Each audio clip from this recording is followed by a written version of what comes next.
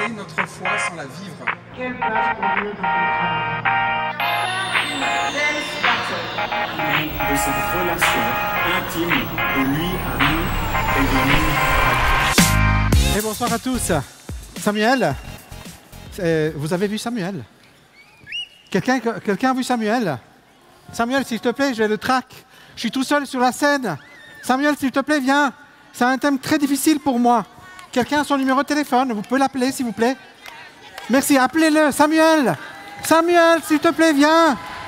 Jova, s'il te plaît. Ne me laisse pas comme ça. Non, mais écoute, j'ai eu un problème, il y avait le train qui avait du retard, il y a eu un accident de personne, je sais pas, il y a une grand-mère qui est tombée du train ou je sais pas ce qu'ils ont dit. Non, mais en tout cas, ça. je suis content d'être là, c'est chouette. Mais tu m'as dit de venir pourquoi ici? Parce qu'il y avait de drôles de gens ici. Ah ben, comment?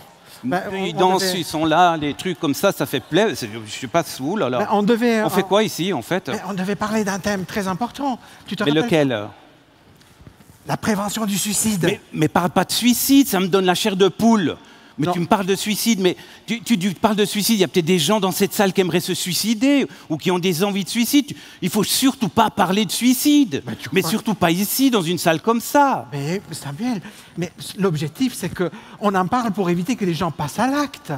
C'est important d'en parler, non? Ouais, mais tu parles de suicide. Ici, en Suisse, on se suicide pas. Dans le monde, peut-être en Inde, on se suicide peut-être. Ou alors peut-être au Brésil. Maintenant qu'ils ont un nouveau président, ils se suicident peut-être là-bas. Mais pas ici. En Suisse, on a une assurance maladie, tout ça. On est bien ici. Il n'y a pas de suicide en Suisse. Mais Samuel, ça commence à m'agiter à l'intérieur. Mais t'agites pas. Parce que c'est un thème tellement important qu'il est transversal. Il traverse tous les peuples de la terre entière, toutes les nations, tous les continents. C'est partout, Samuel. Tu veux dire qu'il y a des gens qui se suicident régulièrement? Oui. Ah oui, même ceux qui ont la caisse maladie, tu sais. Ah bon? Oui. Et même ceux qui ont eu une augmentation de la caisse maladie. Tu penses qu'il y en a beaucoup qui se suicident? Alors, oui, tu sais qu'il y en a à peu près toutes les 40 secondes.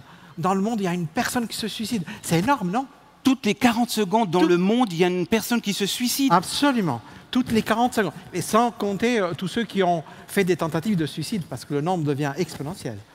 Mais alors, ça c'est dans le monde, on a bien dit, Bien hein, sûr, Mexique, Brésil, l'Inde, mais en Suisse, il n'y en a pas qui le font. Non, mais Samuel, s'il te plaît, en Suisse, c'est la première cause de mortalité parmi les jeunes. En Suisse? En Suisse, 3 à 4 jeunes meurent par semaine. Par année? Ah, par semaine? Par semaine, 3 Samuel. à 4 personnes par semaine se suicident en Suisse? Oui, le thème est très important, Samuel. Ouais, mais alors écoute, il faut qu'on en là parle. tu me fais réfléchir, Giovanni, parce que effectivement, 40 secondes, une personne se suicide en Suisse. Alors je veux bien encore te croire parce que tu dis des choses vraies, mais dans le monde chrétien, on ne trouve pas dans le monde chrétien des gens qui se suicident ou qui ont des envies de se suicider. Mais tu ne crois pas que les chrétiens font partie des gens qui habitent ce monde? Mais tu sais que c'est exactement la même chose qui se passe parmi les chrétiens et les non-chrétiens. C'est que peut-être chez nous, dans nos milieux, il y a un peu de tabou. Mais tu penses que dans nos milieux, il y a des gens qui ont envie de se suicider? Non, pas envie de se suicider, Samuel, non, s'il te plaît, dis pas ça. Il n'y a personne qui a envie de se suicider. Les gens ont envie de mieux vivre. Et quand ils ne savent plus comment faire par rapport à leurs problèmes, alors ils n'ont pas d'autre issue. Et ils pensent que ça serait une manière de s'en sortir. Alors, mais c'est une drôle de manière. Tu veux dire qu'il y en a beaucoup qui pensent au suicide, mais en fait, ce n'est pas se suicider qu'ils aimeraient, c'est se sortir d'une situation extrêmement difficile. Oui, Samuel, tu as parfaitement raison. Et même dans les églises. Et même dans les églises. Oui, mais toi, Giovanni, tu n'as jamais eu une idée pareille. Écoute... Toi, tu es bien, tu as la foi, tu crois en Jésus. Oui, Samuel, ça m'est arrivé. Ça t'est déjà arrivé? Oui. J'avais 13 ans, tu sais, quand ça m'est arrivé. À 13 ans? Oui, à 13 ans, ça m'est arrivé. Malheureusement, j'avais personne à ce moment-là qui était à côté de moi pour m'aider. Et du coup, donc, j'ai décidé que je veux être disponible pour ceux qui pourraient avoir des pensées comme ça. Parce que moi, j'avais envie de mieux vivre. Je ne voulais pas vivre la vie que je connaissais.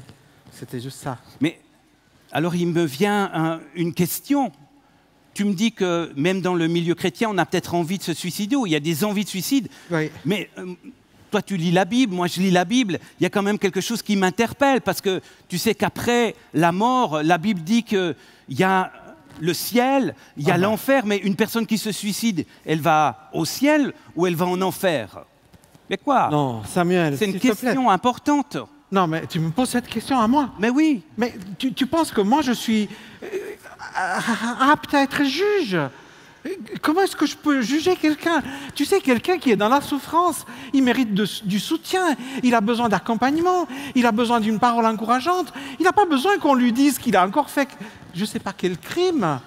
Samuel. Maintenant que tu dis ça, c'est vrai que l'Église a une responsabilité par rapport à ça. Parce que tu sais que les gens qui se suicidaient il y a des années en arrière, on ne les enterrait pas dans le cimetière communal parce que c'était tellement pas bien ce qu'ils avaient fait, on les mettait en dehors du village. Et j'ai encore lu dernièrement, tu sais que Martin Luther, il faisait fouetter les gens qui avaient voulu se suicider, qui s'étaient loupés, quoi. Ouais, donc... Non seulement ils se loupaient, mais ils étaient encore fouettés après. C'est terrible. On a une responsabilité terrible. Oui, mais tu sais, l'Église a fait beaucoup d'erreurs au travers de l'histoire. Mais aussi, il faut dire ceci, que le Saint-Esprit a toujours poussé certains chrétiens et les a mis à l'avant de la scène pour remédier à certaines erreurs. Tu te rappelles, il y a un peu plus de 100 ans, il y a eu une histoire en Angleterre. Oui. Un bureau qui a été ouvert. Oui, dans le milieu évangélique. L'armée du salut avait Exactement. William Booth avait ouvert le premier et il a été récompensé d'ailleurs. Exactement. Mais alors ça veut dire que le milieu évangélique a des choses à dire pour faire de la prévention du suicide. Exactement. Et c'est l'Organisation mondiale de la santé qui a donné une récompense honorifique à l'armée du salut pour avoir été... Donc c'est justement l'armée du salut, nos milieux évangéliques qui ont mis en avant que les personnes qui ont des pensées suicidaires, des crises suicidaires, ont besoin d'être soutenues. Et leur famille aussi. Mais alors ça reste d'actualité. Alors comment est-ce qu'on pourrait faire pour que le milieu évangélique se réveille par rapport à ça et devienne des gens qui font de la prévention? Je pense que la première chose à faire, c'est qu'il faut qu'on en parle, Samuel. Oser en parler, tu penses que ça les aide? Oui. Parce que tu vois, autrement... Oui, mais n'importe qui peut oser en parler parce que c'est pas une petite chose. Écoute... moi, j'aurais envie de te dire oui, n'importe qui. Parce que, tu vois, le problème, c'est que ça touche n'importe qui. Et puis, si, par exemple, moi, quand j'avais eu 13 ans, si j'avais posé la question à d'autres amis, à d'autres connaissances, et puis s'ils avaient eu le courage de me dire la vérité, ils m'auraient dit, moi aussi, c'est un moment difficile, ça peut passer, tu vois. Je crois que n'importe qui peut le faire. Par contre, si c'est trop dur pour quelqu'un, il faudrait pouvoir dire « Écoute, moi, je suis perdu avec ça. Viens voir, on va voir le pasteur, le responsable d'église. » Bon, il faut encore avoir confiance en son pasteur. Ça, c'est pas gagné d'avance. Ça, c'est sûr. Vrai. Mais j'étais pasteur, l'idée, c'est de pouvoir en parler. Tu dis que oser en parler, c'est déjà commencer de faire de la prévention. C'est la meilleure prévention. C'est celle qui coûte rien à personne et c'est celle qui donne le meilleur résultat. Mais alors, on veut profiter parce qu'il y a des gens ici. Alors, est-ce que tu aurais quelques clés, par exemple? Qu'est-ce qu'on peut faire si une personne commence de nous parler de suicide? Tout simplement, déjà, lui montrer qu'on n'a pas peur. De lui dire « Ah, ça t'arrive ». Si la personne qui écoute a eu déjà des idées aussi comme ça, on pourrait dire « Tu sais, je suis inquiet pour ce qui t'arrive, mais je connais que moi aussi, j'ai eu par moments des pensées comme ça. » Et il y en a certainement d'autres. Tu sais, on pourrait aller discuter avec notre responsable du groupe de jeunes, ou bien le responsable du groupe maison, ou bien une personne, ou pourquoi pas un psychologue. D'accord. Un Donc médecin. l'idée, ça serait de pouvoir vraiment être à l'écoute de ces personnes. Oui.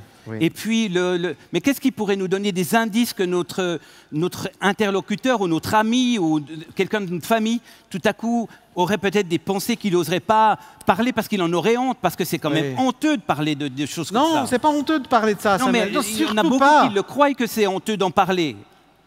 Qu'est-ce qu'on peut faire pour déceler quelque chose qui ferait que ça nous met quelque chose pour lequel il faut qu'on ait ça nous met la puce à attentif. l'oreille, oui, effectivement, tu as raison. Il faut qu'on cueille les indices. Et parmi les indices, il y a par exemple quelqu'un qui tout à coup était avant très expansif, très amical, tout d'un coup... silence radio, il répond plus aux SMS et il répond plus. Enfin, les SMS, c'est un vieux truc, hein, mais il y a des choses plus contemporaines. Oh, pardon. Et puis, tu prends de l'âge, Giovanni, tu prends de l'âge. Oui, c'est ça. Hein. Et donc, du coup, il faudrait qu'on détecte, si nos amis se retirent un peu, c'est que peut-être ça vaudrait la peine de lui dire honnêtement, écoute Sam, pourquoi tu te retires comme ça? Qu'est-ce qui se passe? Est-ce que j'ai fait quelque chose à toi et puis tu n'aimes plus être avec moi? Ou bien il y a quelque chose chez toi? Est-ce qu'il y a un problème? Est-ce que tu voudrais qu'on en parle? Donc ça, c'est les signes qui pourraient nous dire il faut qu'on soit attentif. Mais oui. après, justement, qu'est-ce qu'on pourrait faire alors concrètement pour pouvoir l'aider? Moi, je pense que les meilleures choses qu'on puisse faire, c'est juste de lui montrer, d'une part, de l'attention, de lui dire que ce qui lui arrive n'est pas la fin du monde, mais c'est gravissime maintenant, c'est important maintenant, et là, il n'est pas tout seul. Il y a quelqu'un avec lui. Et puis qu'on peut l'accompagner vers quelqu'un d'autre. Tu veux dire que la bienveillance, c'est quelque chose qui peut aider. Mais alors, nous qui croyons en un évangile de vie, tu veux dire que de proclamer l'évangile, de dire que Jésus l'aime, de lui faire un sourire, c'est déjà entrer dans de la prévention. Oui, et il y a plein de gens et plein de témoignages. Et puis quand nous, on a été ensemble à certains congrès de prévention du suicide organisés par l'Organisation mondiale de la santé, tu te rappelles les témoignages qu'il y a eu, c'était tous des témoignages comme ça, qui disaient que quelqu'un qui les a arrêtés dans la rue pour le demander un truc tout simple, sortir de l'anonymat, sortir de l'isolation, eh bien, c'est ça qui fait qu'on a envie de renouer avec la vie, mais redonner goût pour renouer avec la vie. Alors, je suis encouragé de me dire que toutes les personnes qui sont ici peuvent devenir des acteurs par rapport à la prévention du suicide, simplement en annonçant l'évangile, en disant à quelqu'un qu'il est précieux pour Jésus. Absolument. Et puis, il y a quelqu'un qu'est-ce qu'on pourrait faire, par exemple, pour que dans les églises, on y pense? Parce que souvent, on n'y pense même pas. Moi, j'ai jamais eu un thème comme ça dans mon église ou dans mon groupe de jeunes. Qu'est-ce qu'on pourrait faire? Ah oui, donc ça, c'est une idée. Mais tu te rappelles le 10 septembre, ça te dit quelque chose? 10 septembre, c'est quand les gens sont arrivés avec leur avion, puis ont foncé dans les tours, puis se sont suicidés. Non, mais Samuel, ça c'était le 11 septembre. Ah d'accord. Le 10, c'est le jour avant. Et d'ailleurs, le 10 septembre, chaque année, c'est le jour de prévention du suicide. Alors, tu veux dire que le 10 septembre, si des gens ici qui font partie de groupes de jeunes ou qui sont des pasteurs, ils pourraient se dire, tiens, on pourrait agender une journée particulière ou un moment particulier où on ose parler du suicide. Ah oui, absolument. Et puis même, tu sais, je dirais, tous les médias, même les médias écrits chrétiens, devraient sortir cette date, la mettre en rouge dans leur calendrier, écrire des articles et mettre des témoignages sur la prévention du suicide. C'est quelque chose qui coûte pas cher, mais qui ramène beaucoup. Mais c'est magnifique ce que tu dis. Alors, j'espère qu'on puisse s'en souvenir que l'idée, c'est de pouvoir oser en parler, ne pas avoir honte, de pouvoir aller chercher de l'aide. Exactement. Et puis surtout aussi de se dire que des petites choses changent complètement la vie de quelqu'un. Mais c'est magnifique. Et en plus, il y a des instances qui existent. Exactement, tu vois. Il y a la main tendue, par exemple. Tendue, oui, la main tendue.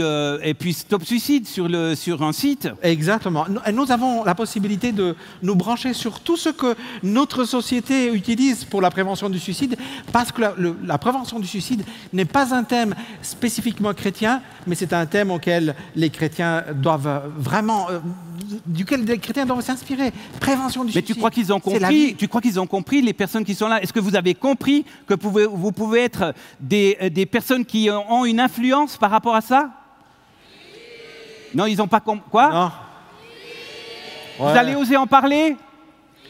Ils osent en parler, Samuel. Mais alors c'est magnifique, vraiment? Si nous on a osé en parler, eux vont aussi en parler. Ça serait super. Et puis peut-être qu'ils vont toucher des gens qui auront besoin d'être touchés. Oui. Mais c'est super. C'est génial. C'est super.